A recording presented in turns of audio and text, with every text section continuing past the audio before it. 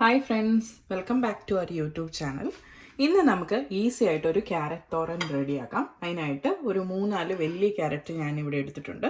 അത് നമുക്ക് കൊത്തി അരിയാം. നമ്മുടെ അമ്മമാരൊക്കെ പണ്ട് കൊത്തി അരിയുന്നപോലെ കയ്യിൽ വെച്ച് കൊത്തി അരിയാം. എനിക്കിവിടെ അതിനുള്ള ടൈം ഇല്ലാത്തതുകൊണ്ട് ഞാനിപ്പോൾ മിക്സിയുടെ ജാറിൽ ഇട്ടിട്ട് ചെറുതായിട്ടൊന്ന് ക്രഷ് ചെയ്തെടുത്തേക്കുവാണ്. അല്ലെങ്കിൽ നമുക്ക് ക്രഷർ യൂസ് ചെയ്തിട്ടും ചെയ്യാം. എൻ്റെ കയ്യിൽ ക്രഷറും ഇല്ലായിരുന്നു, അതുകൊണ്ട് ഞാൻ ചെറുതായിട്ട് മിക്സിയുടെ ജാറിലിട്ടൊന്ന് കറക്കി എടുത്തിട്ടുണ്ട്. അപ്പം ഇത് തരിതരിയായിട്ട് വേണം നമുക്ക് കിട്ടാനായിട്ട്, അല്ലേ ക്യാരറ്റ് പെട്ടെന്ന് തന്നെ വെന്ത് ഉടഞ്ഞു പോകും. പിന്നെ നമുക്ക് വേണ്ടത് കടുക് ആവശ്യത്തിന്, അതുപോലെ തന്നെ നമ്മുടെ വറ്റൽമുളക് ഒരു 3-4 എണ്ണം ഞാൻ എടുത്തിട്ടുണ്ട്. അത് ഈ തോരന് നന്നായി ടേസ്റ്റ് കൂട്ടുന്ന ഒരു സാധനമാണ് വറ്റൽമുളക്.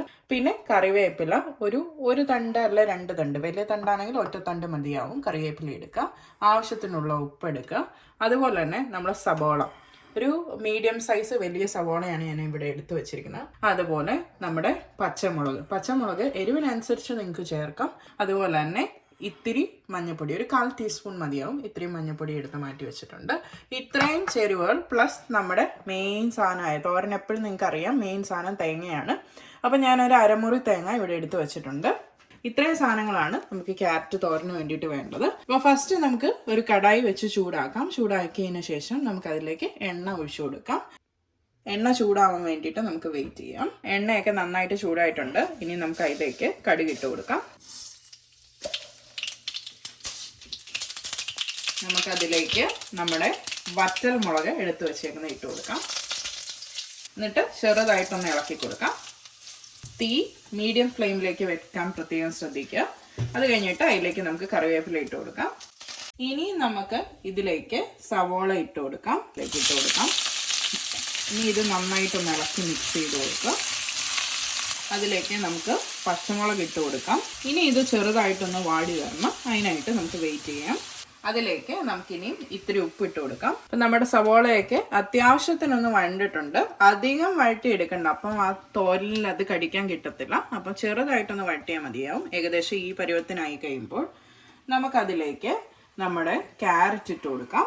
ക്യാരറ്റ് ഞാൻ മുമ്പേ പറഞ്ഞ പോലെ ഞാൻ മിക്സിയുടെ ജാറിലൊന്ന് കറക്കി എടുത്തുകൊണ്ടാണ് ഇത്രയും അധികം പൊടിയായിട്ട് പോയത്.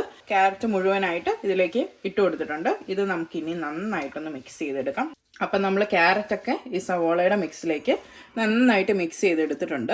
അപ്പം നമുക്കിതൊന്ന് ജസ്റ്റ് ഒന്ന് ആവി കയറി വെന്ത് കിട്ടാൻ വേണ്ടിയിട്ട് അടച്ചു വെക്കാം. അപ്പം നമുക്കിത് മൂടി തുറന്ന് ഒന്ന് ഇളക്കി കൊടുക്കാം. അതിനുശേഷം നമുക്കിതിലേക്ക് മഞ്ഞൾപ്പൊടി ചേർത്ത് കൊടുക്കണം. അപ്പം നമ്മളിവിടെ നേരത്തെ ഒരു 1/4 ടീസ്പൂൺ മഞ്ഞൾപ്പൊടി എടുത്ത് വെച്ചിട്ടുണ്ടായിരുന്നു. അത് നമുക്ക് ഈ കറിയിലേക്ക് ആഡ് ചെയ്ത് കൊടുക്കാം. തോരൻ്റെ എല്ലാ സൈഡിലേക്കും ആ മഞ്ഞൾപ്പൊടി എത്തുന്ന രീതിയിൽ നന്നായിട്ട് മിക്സ് ചെയ്ത് കൊടുക്കുക. ക്യാരറ്റ് ഒരു പകുതി വേവായിട്ടുണ്ടായിരുന്നു, അപ്പോഴാണ് നമ്മൾ ഈ മഞ്ഞൾപ്പൊടി ചേർത്ത് കൊടുത്തിരിക്കുന്നത്. അതിലേക്ക് ഇനി നമുക്ക് ഇത് ക്യാരറ്റ് ഒന്ന് നന്നായിട്ട് തട്ടിപ്പൊത്തി വെച്ചിട്ട് നമുക്ക് അതിൻ്റെ മുകളിലേക്ക് തേങ്ങ കൂടി ഒന്ന് ഇട്ട് അടച്ചു വെക്കാം.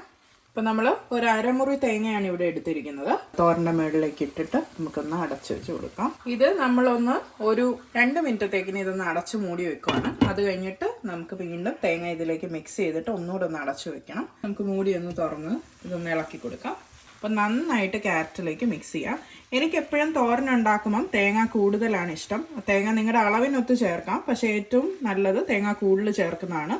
ഇപ്പം തന്നെ നിങ്ങൾക്ക് കണ്ടാൽ മനസ്സിലാവും ഇത്രയും ക്യാരറ്റിന് ഇത്രയും തേങ്ങ കറക്റ്റാണ്. ഇപ്പം നിങ്ങൾക്ക് ഉപ്പ് നോക്കിയിട്ട് ഉപ്പ് വേണമെങ്കിൽ ഇപ്പം ആഡ് ചെയ്യാം, അല്ലെ അവസാനം ആഡ് ചെയ്യാം. അവസാനം ആഡ് ചെയ്യുന്നതായിരിക്കും നല്ലത്. കാരണം ക്യാരറ്റ് എല്ലാം ഒന്ന് ജസ്റ്റ് വെന്ത് വരുമ്പോഴത്തേക്കിനും നമുക്ക് ഉപ്പ് പാകത്തിന് എത്രയാണെന്ന് അറിയാനായിട്ട് ഒക്കും. അപ്പോൾ അപ്പം ആഡ് ചെയ്യുന്നതായിരിക്കും ഏറ്റവും ബെസ്റ്റ്. ഇനി നമുക്കിതൊന്ന് അടച്ചു വെച്ച് ഇതൊന്ന് ആവി കയറ്റിയെടുക്കാം. അപ്പം നമുക്ക് മൂടി തുറന്നൊന്ന് വെന്തോ നോക്കാം. അപ്പോൾ ഇടയ്ക്കിടയ്ക്ക് മൂടി തുറന്നൊന്ന് ഇളക്കി കൊടുക്കണം. നമ്മുടെ ക്യാരറ്റൊക്കെ പാകത്തിന് ഇവിടെ വെന്തിട്ടുണ്ട്. അപ്പോൾ ഇതിലേക്ക് നമുക്കിനി ഉപ്പ് ആഡ് ചെയ്ത് കൊടുക്കാം. അപ്പോൾ ഈ സമയത്ത് ഉപ്പ് ആഡ് ചെയ്യുന്നതുകൊണ്ടുള്ള ഗുണം എന്താണെന്ന് വെച്ചാൽ നമ്മുടെ ക്യാരറ്റൊക്കെ കറക്റ്റായിട്ട് വെന്തിട്ടുള്ളതുകൊണ്ട് ഉപ്പ് കൂടി പോകാനുള്ള സാധ്യത ഇവിടെ കുറഞ്ഞു കിട്ടും. ഉപ്പ് ആഡ് ചെയ്യുന്നതിന് ശേഷം നന്നായിട്ട് മിക്സ് ചെയ്തിട്ട് പാകത്തിനുള്ള ഉപ്പായോ കറക്റ്റായോ എന്ന് നോക്കുക. ഇല്ലെങ്കിൽ വീണ്ടും ഇട്ട് കൊടുക്കാം. അപ്പം നമ്മൾ പാകത്തിനുള്ള ഉപ്പൊക്കെ ആഡ് ചെയ്ത് നന്നായിട്ട് ഇളക്കി മിക്സ് ചെയ്ത് കൊടുത്തിട്ടുണ്ട്. ഇത്രയും നേരം മൂടി വെച്ച് നമ്മൾ ഈ തോരൻ വേവിച്ചുകൊണ്ട് ഈ തോരൻ ഒരു ചെറിയ വെള്ളമയം ഉണ്ടാവും. അപ്പം നന്നായിട്ട് ഈ മീഡിയം ഫ്ലെയിമിൽ തന്നെ വെച്ച് നന്നായിട്ടൊന്ന് ഇളക്കി കൊടുക്കുക. അപ്പം ആ വെള്ളമയമൊക്കെ പോയി ഈ ക്യാരറ്റ് വേർവിട്ട് ഇങ്ങനെ കിടക്കും. അതാണ് തോരൻ്റെ പാകം എന്ന് പറയുന്നത്. അപ്പം ഇത്രയായി കഴിഞ്ഞാൽ ഇനി ലാസ്റ്റായിട്ട് നമുക്ക് കുറച്ച് വെളിച്ചെണ്ണ അതിപ്പോൾ നിങ്ങൾ ഏത് ഓയിൽ ഉപയോഗിച്ചാലും കുഴപ്പമില്ല, വെജിറ്റബിൾ ഓയിലോ സൺഫ്ലവർ ഓയിലോ വെളിച്ചെണ്ണയോ എന്താന്ന് വെച്ചാൽ ചെറുതായിട്ട് ഈ തോരൻ്റെ മുകളിലേക്ക് ഇച്ചിരി മതിയാവും, അത്രയും ഒഴിച്ചു കൊടുത്തതിന് ശേഷം നന്നായിട്ട് മിക്സ് ചെയ്ത് ഒന്ന് ഇളക്കി എടുത്തു കഴിഞ്ഞാൽ വളരെ ടേസ്റ്റി ആയിട്ടുള്ള ക്യാരറ്റ് തോരൻ റെഡി ആയിട്ടുണ്ട്. അപ്പോൾ നിങ്ങൾ എല്ലാവരും വീട്ടിലിത് ട്രൈ ചെയ്ത് നോക്കണം.